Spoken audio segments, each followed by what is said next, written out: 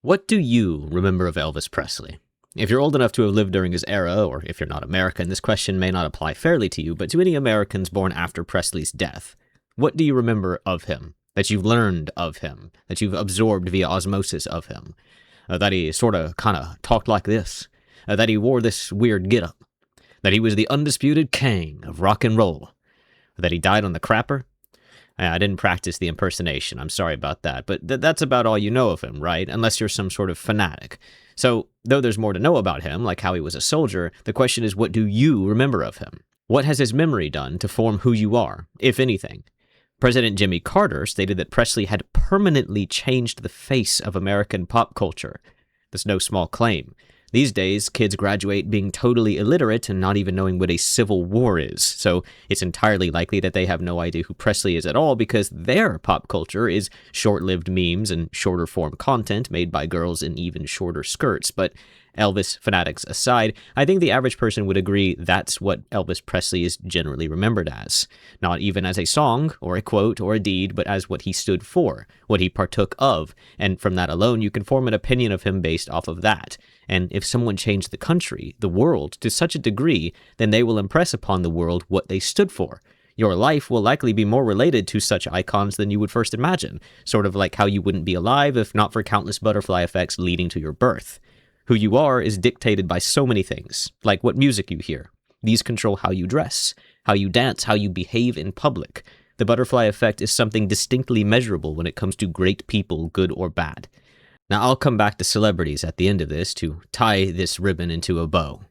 So as of starting to make YouTube videos, I have started to aggregate stories that I see. I never ever go out of my way to find news, so the news I see is quite literally news, and that news networks report on it. News that actual news sites report on, and that's the thumbnail here, that's the title here, that's the lunacy of this here, but that's for the end of the video. I mean, I'm not saying it's important news, but it's mainstream enough that mainstream media thinks it is. Though, in this particular case, I do think that it's kind of important. Not really news, but important to see and know what's happening with the world.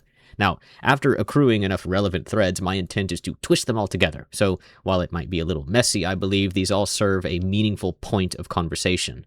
And recently, I've noticed multiple news stories about HIV, sexual misconduct, sexual abuse, and so forth. Interestingly, no one is concerned with the kids having sex. Yes, all these stories have to do with children. They are instead trying to manage everything else around that, without actually touching the topic of whether or not it's acceptable for these kids to be behaving in the way that they do, which they do as a result of hearing and seeing things that show and tell them that such behavior is undoubtedly acceptable. No one is concerned with them screwing like dogs in heat while they're yet kids, or how that will permanently fracture their understanding of normal relationships, how their actions will haunt them forever, and how it will likely end up being posted on the internet, possibly by them on purpose. They only want to frame the situation in such a way that it makes the girls appear to be abused, and sometimes they are, but their solution is never to address the root problem of why a 13-year-old girl ends up in a 25-year-old rapper's trunk. Why she was dressed like a hooker, why she was allowed to go out to his concerts, why she was allowed to party with him, and most importantly of all, why did she herself want to do those things?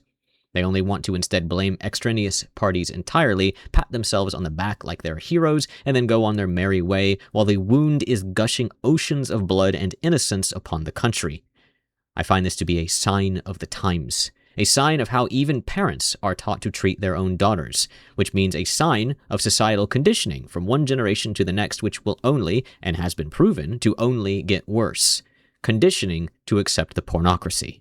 Let's start with this story about a teen girl of unidentified age, probably younger based on the mother's role in this, and as most adults would readily admit that teenagers in this privileged world are not mentally adults, I think we can just assume that they're a child one way or the other. For that matter, women are not only ready to admit, but insistent upon it. I've even seen Reddit cows convincing teenage girls to abort their dead boyfriend's baby, even though the girl in question didn't ask for input on the topic.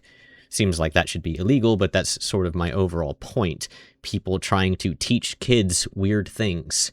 Anyway, this teen's very first quote in this story is, "I just didn't feel good at that moment," suggesting they have the IQ of potato salad, and they went on to say, "I was just crying, I felt like my life was over." People really need to stop saying just so much, myself included. It's become a nuisance word for me. Anyway, why Did she feel this way? Because she checked her MyChart portal, a widely used medical application which will probably be hacked and expose hundreds of millions of people's data in the near future, and then she found out that she had HIV. The story goes on that the mother was awoken to her daughter's screams at 2 a.m. and had to force her way into the girl's room to find her on the floor, having attempted to take her own life, though it does not bother to explain how. Now, what is the moral of this story? Is it to teach your children not to hump everything with a pulse as soon as they get alone with them? Is it to better control what they see on their screens, which is an admittedly impossible task now that everything involving women is R18? Is it to try and educate them to be better regarding safe sex? Oh, no. You see, the clinic did not contact them to tell them that she had HIV, at least not quick enough for their liking. That is the problem. She had to learn of it by checking her medical app, which is what you're supposed to do anyway, and so therefore there was some sort of malpractice. At least that's what they're seeming to allege. But if they had contacted them, then what? Would it have been any different to hear it directly from their mouth? Mind you, their visit was in June, and this news story was posted on July 16th, and that's after they visited 4 other doctors to complain about it, so how much time actually passed doesn't seem to be as great as you might originally think. Obviously, the misdiagnosis is a problem, though for some reason an undercurrent in this story compared to them not contacting them quickly enough, but such things happen. They happen, and it's nothing to do with the speed of which they contacted you. They are trying to make out as if the doctor failing to schedule a follow-up is the true issue here. Irrelevant spoiler alert, urgent care clinics are always overcrowded with patients, and their staff constantly make mistakes due to handling hundreds of people per day while operating on a skeleton crew of barely trained multilingual clerks in order to communicate with the patients. In one visit, I was overcharged by $280, a debt still looming over my head because it's horseshit and I ain't gonna pay it, and on the same visit, they misscheduled an ultrasound which would have cost me an extra $150 if the lady hadn't caught the mistake. In another visit, my appointment had scheduled me at the wrong office, and then they had to treat me as a walk-in, so I had to wait an extra 90 minutes on top of the normal wait time of 90 minutes. Like I said, these places are flooded. In a third, they called me back 3 months later to tell me my blood pressure was high and they wanted to schedule a visit. 3 months later to tell me my blood pressure was high, something that you don't even need the doctor to know. Here's the thing, some screw-ups are an unavoidable aspect of life, but part of the onus of health is on you. I knew my blood pressure was high long before I went to a doctor. That's why I stopped drinking alcohol and caffeine. I didn't need a doctor to figure that out for me, and I knew to check my chart for updates on the things I was interested in. This mother knew her daughter was slutting it up long before they went to get an HIV test.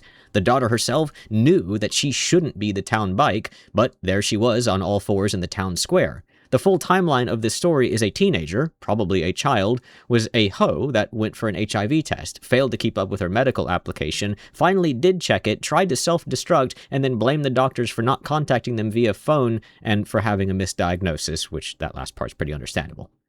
Again, I ask about the moral to the story. The mother is quoted as saying, "Thank God it was a false positive. We just want to make sure this doesn't happen to any other teenagers." Yes, God protected your slutty daughter from getting HIV. Of course. And what do you mean, teenagers? Only teenagers? You only want to protect teenagers. So you're saying that teenagers need to be protected from their actions? Actions which cause them to contract HIV? You mean sex. But your problem is with the misdiagnosis and the lack of them immediately contacting you, not with your daughter being a revolving door, right? You want to know a great secret to not getting HIV? Teach your daughter how to lock the door. That brings me to the next story. Trevion Hudson, 19, and Amari Harrison, 21, face counts of rape and child molestation after luring 2 girls under 16 to their apartment. How? Easy. Just use the myriad internet apps to meet people in your area. This results in all kinds of awful outcomes, and in this case, it's legal adults with the IQ of children luring literal children with the IQ of rocks to their apartments. The fault of a fallen society, one utterly dominated by the narrative that females are sex objects, and that they can and should dress however they want, whenever they want, wherever they want, and that it's a man's fault for looking. The result of that being that males of all ages are brain-dead, horny animals without the slightest shred of respect for females, and females of all ages dress, talk, and act like sex goddesses without an iota of decency. This isn't just the fault of the parents failing to raise both the sons and the daughters correctly, it's the fault of society as a whole. The article mentions the Women's Resource Center to End Domestic Violence. where Rosa James blames the parent and states that they have to teach them what grooming looks like, stating that you have to teach them from the time they're a toddler. Bit of a red flag there, that they have autonomy over their body and get to set their own boundaries. Putting aside how this has nothing to do with domestic violence, Rosa, have you considered that these two girls making the choice to hook up with guys on the internet by traveling to the man's house is, in fact, the children having their own autonomy? That's exactly why they are not legally allowed to have sex, because they're dumb as dirt. That's exactly why I keep saying they shouldn't be shown pornography on every single website, by every pop star, in every song. Rosa speaks of grooming, but this interaction was a group of teenagers deciding to hook up, and then a rape happened, which is very common. That's not grooming. It's not always excused by some magical term. Those girls were on the internet looking for guys. They went out and met those guys on purpose, and anyone with a brain knows that to be true and why it's true. Claiming that they were magically groomed by a 19 and 21-year-old as if they're master manipulators is nothing short of an excuse. And that's the fault in all of this, the feminine desire to excuse blame from the girls themselves. Close your eyes and pretend they're perfect, then when they do something bad, you blame the whole thing on a man. It's the bargaining stage of grief, except it never actually ends. But Rosa isn't entirely wrong. Children do need to be taught these things, and it's definitely the fault of the dumbass parents raising daughters so stupid that they go meet random men whom they met online, and yet countless kids undoubtedly use things like Omegle or Telegram or whatever else and end up in these exact scenarios. Or worse. In this story, the U.S. Department of Education's Office for Civil Rights is investigating the DeKalb County School District over complaints from parents who say that the administrators are overlooking sexual misconduct involving both the students and the staff. Well, DeKalb is a big place with loads of schools, and while it isn't quite inner city, it does have about 10% of Atlanta in it, and the culture creeps quickly when reinforced by the internet. And the South doesn't really have great culture to begin with these days. The real point to make here is why the schools are supercharged with sex. Again, the point is to expose how absurd the pornocratic society we live in has become, how the toxic worshipping of sex has poisoned us and our youth and will continue to poison the future generations. If these complaints in elementary, middle, and high schools are numerous enough to warrant investigation, imagine how many things aren't being reported. Imagine how many things happen on purpose. And the only way anyone knows it happens is after it's uploaded to the internet. Once upon a time, the House of Learning was not a place to LARP as if you're in a hentai anime, but now it is. Regularly in some schools, it would seem. Though the sexual misconduct isn't always what you might think. One is from a middle school hazing, for instance, and while they don't give details, it's probably something more like pantsing somebody. Though that's still very bad, considering these days it would likely be streamed to the internet, which would chase the child for the rest of their life and could potentially lead to self-violence. At the very least, it would probably lead to therapy. And then what happens? Well, here's a story of a 52-year-old man, I think he was in his late 40s at the time, who sexually abused a girl more than 50 times over the course of 2 years, having first met her when she was 15. Now, age of consent differs wildly depending on where you live, and I have no problem with age gaps if there's love, but what I do have a problem with is the fact that this guy, Gregory Leon Frazier, was her therapist. And also, I'm pretty sure 15 was not the age of consent in this case. But I admit, I take some sick pleasure in seeing therapists get caught being the bad guys, only because I believe therapy is the worst solution to a problem that's often not a problem at all, and when someone does need emotional support, the infinitely better solution is for the person to talk to people they truly care about, rather than some random jackass taking a fat paycheck. But the pretentiousness of this person is absolutely astounding. He admitted to doing it, but he claimed he was more of a father figure than anything else, and told the jury he did not want to be another man who rejected her. First of all, jackass, no need to take literally all men down with you for your crimes. Why are you trying to paint you raping a 15-year-old as a fatherly act? Don't you think men have it hard enough in this arena? Secondly, and this is really telling about the why of a 15-year-old child being in therapy, and remember the why is the overall point of this video, why these things happen, because it's not that something happens, it's that it's allowed to happen, and it's why it happens. He didn't want to just be another man who rejected her, that was his words. Now, putting aside his bleeding altruism in his sacrifice to abuse a child, I don't know if the usage of the word man is from him or from the girls. as to mean her specifically dating adult men or just males in general. But this conversation must have come up a lot between them, don't you think? It may have even been the primary reason for why she's there, to have love in her life, to have a boyfriend, to have a man, right?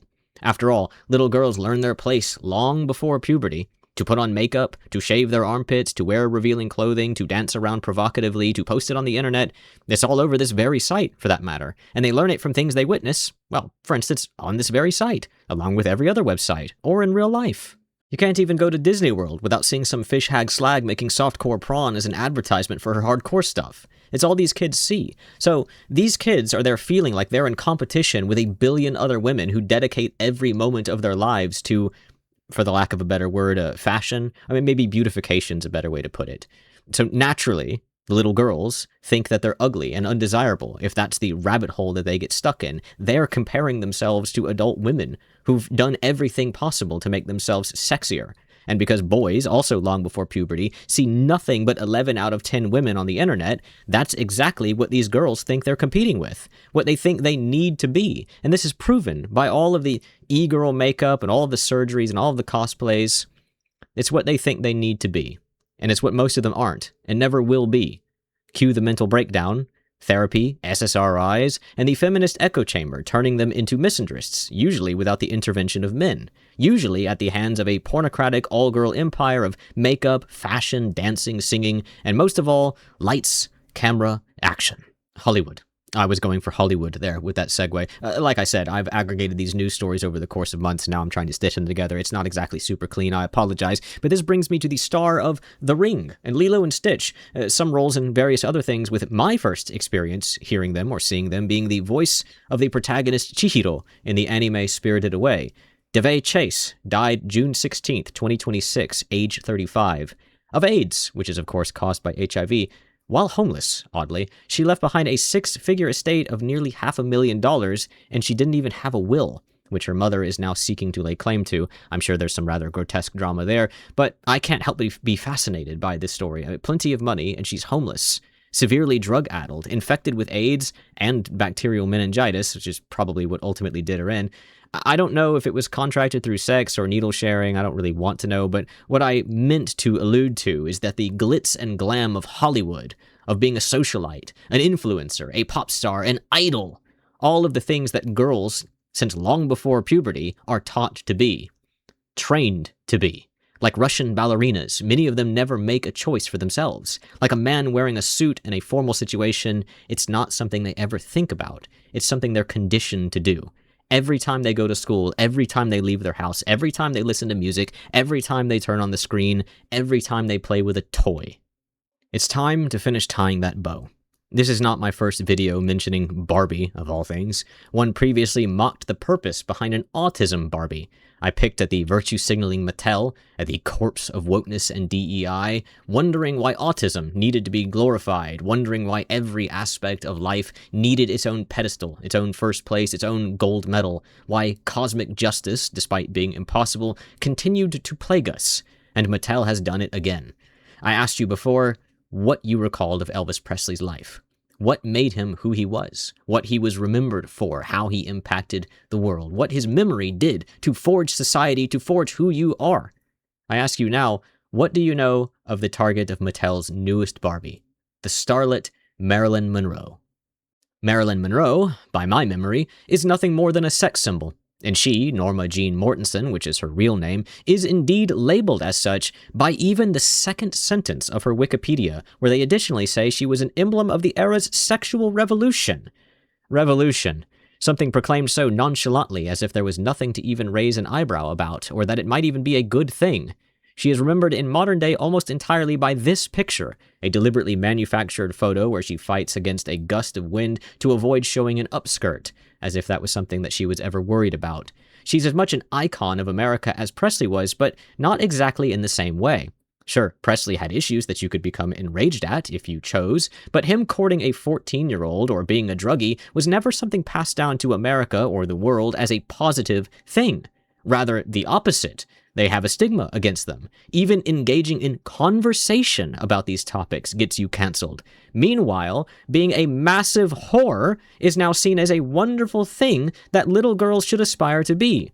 All thanks to the efforts of hoes like Marilyn Monroe. In the Barbie, she is depicted in the dress from the song Diamonds Are a Girl's Best Friend, which suggests that women are basic animals devoured by greed who can be bribed to do any unspeakable act, which, considering her fame and fortune was entirely derived from her willingness to strip and probably screw anything, well, that seems rather fitting, especially seeing where her legacy led to teenagers flying to Dubai to screw animals and little boys in exchange for the money from oil sheiks.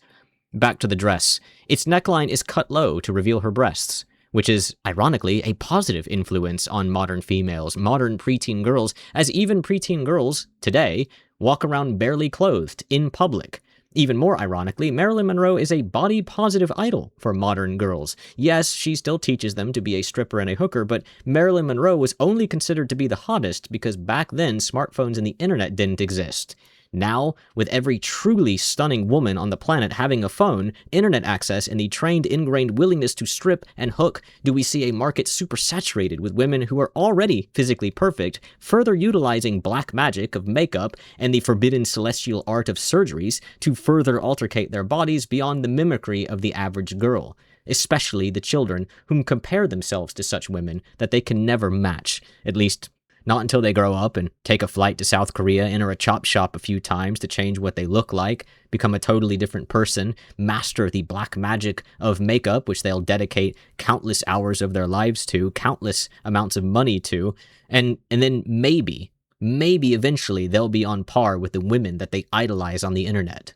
These are the people preteens, tweens, teens, and even adults want to be, but they often end up brain broken by the endeavor. Yet, even if they are never successful, and that they likely don't become rich and famous, they still ruin themselves in chasing this vile dream. They become strippers in admiration of stripper influencers, prostitutes in idolation of prostitute pop stars, worshippers of the pseudo-positivity sewn into the architecture of progressive society by the believe all women types of feminists. A wholly negative mentality that, when it leaves its enclosed bubble of girl space, will ultimately shatter meekly upon contact with the real world, where they then believe themselves a victim, oppressed, that everyone hates them, that all men are misogynists, that all women are jealous or envious of them, that they need therapy, that they need medication, and so on and so forth. Down the spiral goes until it eventually ends somewhere very, very bad.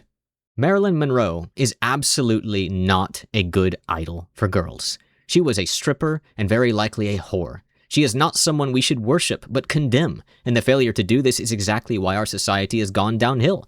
Turning girls into sex objects and men into troglodytes has done nearly irreparable harm to society, and truly irreparable harm to countless people who wade through this river of shit that's been created by Hollywood, the corpocracy, and the feminists. As prior to all of this, 14-year-old girls did not invite unknown men into their family homes in the middle of the night for sex.